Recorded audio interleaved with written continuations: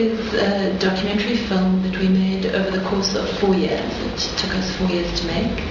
And it follows 3 of the most famous, I can say, train surfers in Soweto. And for 3 years we followed them and followed their lives. And we gave them cameras and taught them how to use the cameras. So much of Surfing Soweto is their own story as told by themselves.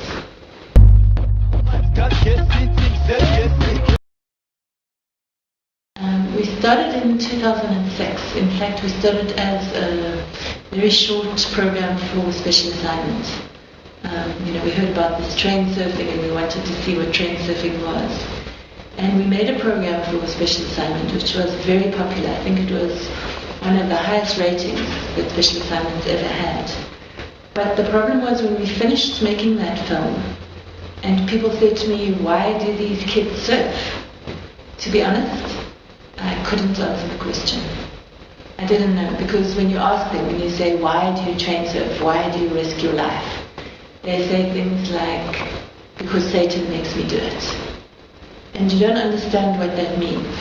You don't understand what that means. And it actually took 4 years for me to understand why they train surf. And it was only then that I knew that we could make Surfing Soweto.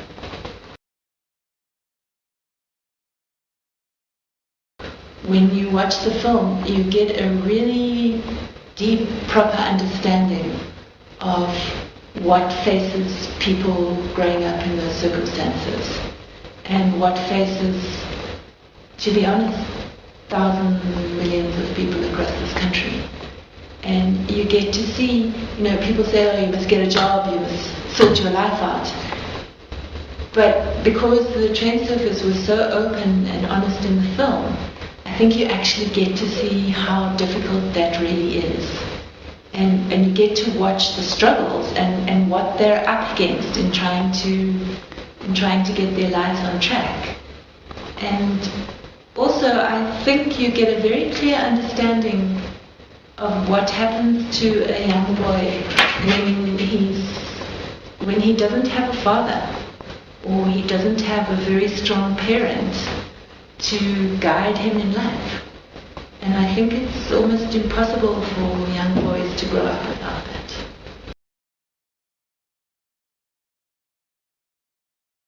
I worked with so many talented people. I started off working with a woman by the name of Dimira Porto, who was a very close friend of mine. She worked on it almost all the way till the end. I worked on it with a collection of different, over 4 years, there are a lot of people that are involved. So we had an editor right in the beginning, her name was Gugu Sibanzi, she was totally terrific. Then we got another editor, her name was Karen Bosch, also totally amazing. We had a really fantastic guy doing sound for us. He did the sound design. His name is Guy Steer, also brilliant. A bunch of different musicians did the music. WHP was so generous. He loved the story and he gave us his tracks to be able to use for free. And the same with Tumi, actually. Tumi and the Volumes was unbelievably generous with his music. It was, they were both totally fantastic to work with. We worked with a composer by the name of Philip Miller. He's a very well-known movie composer for music. He did a lot of the score for the film. Also unbelievably talented. But mostly the train surfers with Mzembe and Lifa and Prince, who gave the most. They gave their lives in some way. They opened up their lives and said,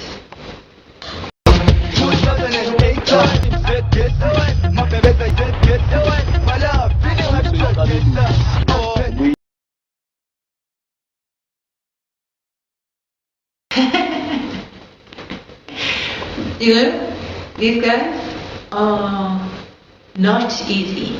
I just put it like that. They are properly rough people, and They are amazing and so creative and so talented. But, you know, I mean, they also have problems with drugs and problems with alcohol and, you know, I mean, like Lifa says in the film, you know, Lifa was one of the people that would like hijack guys in their house. You know, it's not easy to make a film when you're dealing with people who are also dealing with problems like crime and drugs and alcohol. It's sometimes a bit scary. I would say that was one of the biggest challenges in making the film. Didn't actually have a budget to make Surfing Soweto. Like nobody funded it. It wasn't funded by the SABC. It wasn't funded by anybody. So all the money, which, you know, filmmaking is very expensive, and all the money I had to come up with. The equipment was very often we just used my equipment. Yeah, kanje ukuthi ushone or uthola isibani. Ngicabanga la stop la here. Bekubona kuyomlindelweni awuthiyama. So ngakuntanga ntwana kuphodiwe ka. Photo. A week after we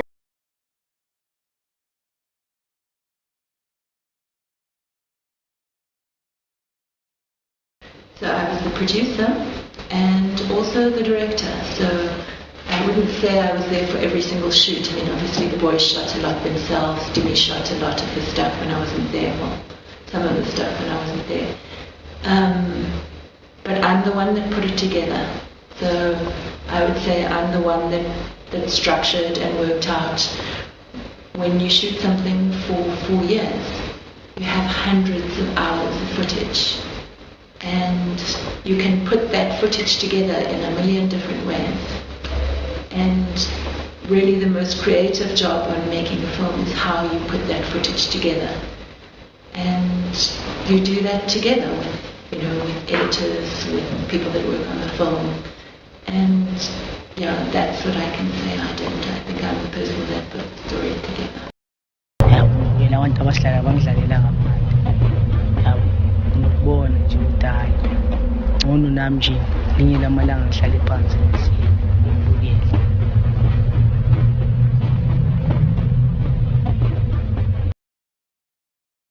When you watch a film, if you can watch the film and you can come out of the film being a different person than the person that started watching the film, that's the reason why I make films. I make films because I think that films can take people on a journey and can take them into another world and can show them something they don't know or something they haven't thought, or put things together in a way that reflects themselves back at them. And I really hope that the experience of watching Surfing Soweto is like that.